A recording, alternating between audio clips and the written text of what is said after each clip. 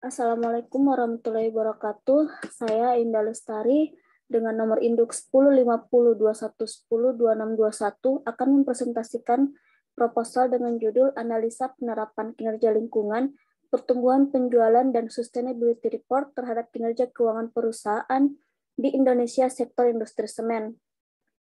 Latar belakang mewabahnya pandemi di Indonesia berimbas pada hampir seluruh sektor kehidupan, baik dari segi ekonomi, politik, sosial, hingga budaya. Menteri Keuangan Sri Mulyani mengungkapkan bahwa perdagangan internasional merosot karena semua negara telah memberlakukan tindakan pembatasan aktivitas di luar ruangan. Sementara, pertumbuhan perdagangan global seringkali mencapai angka 2 digit, namun pada tahun 2020 turun menjadi 8,3% yang tentu saja mempengaruhi kinerja keuangan perusahaan.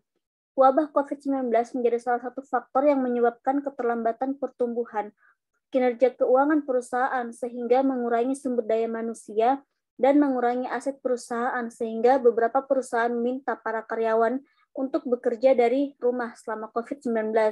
Kinerja keuangan adalah suatu hasil yang sudah dicapai oleh manajemen pada periode eksklusif.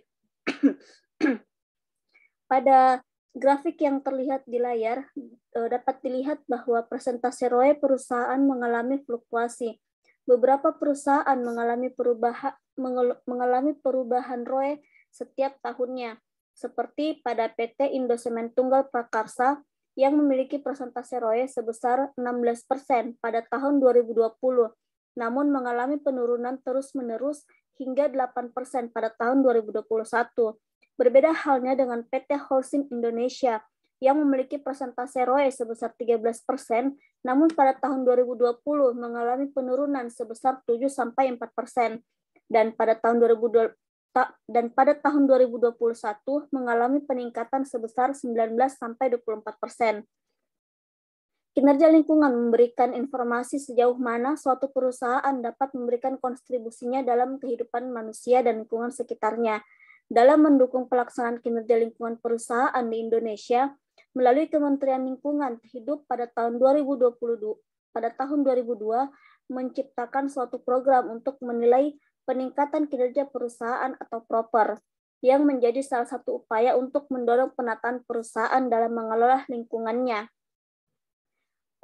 Pada gambar yang terlihat, tingkat ketaatan perusahaan pada program penilaian peringkat kinerja perusahaan atau PROPER mulai periode 2018 ke 2019 mengalami penurunan dari 92% menjadi 87%.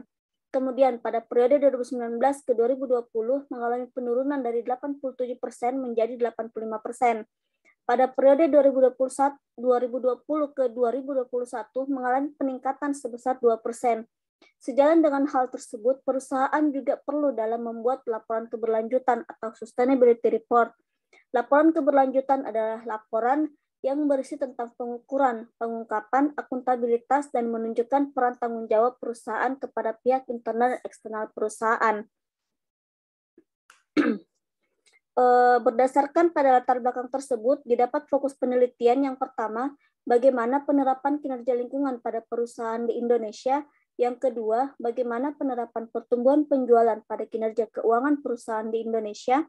Yang ketiga, bagaimana dampak dari adanya sustainability report terhadap kinerja keuangan perusahaan di Indonesia. Lalu tujuan penelitian adalah yang pertama, mengetahui penerapan kinerja lingkungan pada perusahaan di Indonesia. Yang kedua, mengetahui penerapan pertumbuhan penjualan pada kinerja keuangan perusahaan di Indonesia. Yang ketiga, mengetahui dampak dari adanya sustainability report terhadap kinerja keuangan perusahaan di Indonesia. Dari tinjauan hasil penelitian, menurut Mariam Safari dan Amran Arep pada tahun 2020 dengan judul Qualitative Analysis of GRI Principle for Defining Sustainability Report Quality, an Australian Case from the Preparer's Perspective. Penelitian ini bertujuan untuk menganalisis bagaimana para penyusun laporan keberlanjutan memandang prinsip Global Reporting Initiative untuk mendefinisikan kualitas laporan dan mengeksplorasi peluang, tantangan, dan faktor-faktor berpengaruh yang dialami oleh para pembuat laporan dalam penerapan prinsip-prinsip ini.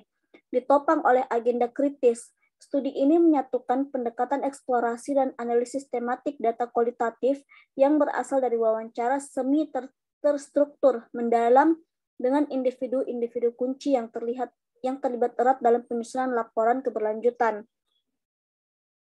Tinjauan teori ada 5. Yang pertama adalah manajemen keuangan, yang kedua adalah kinerja lingkungan, yang ketiga adalah pertumbuhan penjualan, yang keempat sustainability report, dan yang kelima adalah kinerja keuangan. Dari hasil tersebut didapat kerangka pikir yang bersumber dari yang pertama adalah Al-Quran, Surah An-Nisa ayat 29 dan Al-Quran Al-Baqarah ayat 198. Lalu studi objek terbagi menjadi 2. Yang pertama adalah studi teoritik dan yang kedua adalah studi empirik. Masing-masing menggunakan 2 indikator. Lalu diubah menjadi rumusan masalah dan diolah data menggunakan data analisis data Spradley dan analisis kualitatif. Lalu terbentuklah menjadi tesis. Pendekatan penelitian menggunakan metode kualitatif karena pada penelitian ini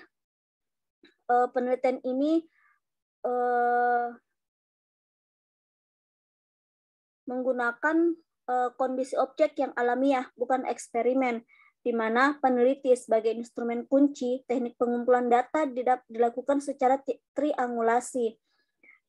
Karena hasil penelitian lebih menekankan makna daripada generalisasi. Lokasi dan waktu penelitian akan dilakukan di PT Wijaya Karya Beton yang akan dilaksanakan dalam jangka waktu 1-2 bulan, yaitu bulan Juli sampai bulan Agustus. Unit analisis dan penemuan informan.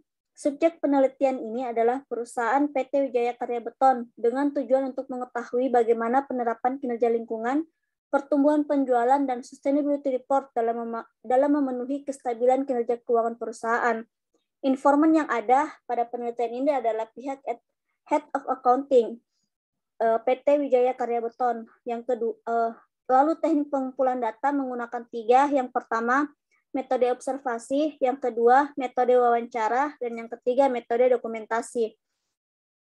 Teknik analisis data menggunakan data kualitatif yang penyajian data dalam bentuk tulisan dan menerangkan data apa adanya sesuai keperluan data dari hasil penelitian kemudian yang dapat dilakukan bersifat manual. Lalu pengecekan keabsahan data. Dalam memenuhi keabsahan data penelitian ini dilakukan triangulasi dengan sumber menurut pattern.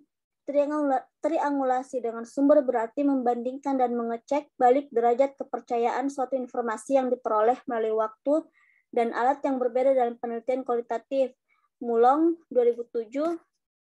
tahun 2007.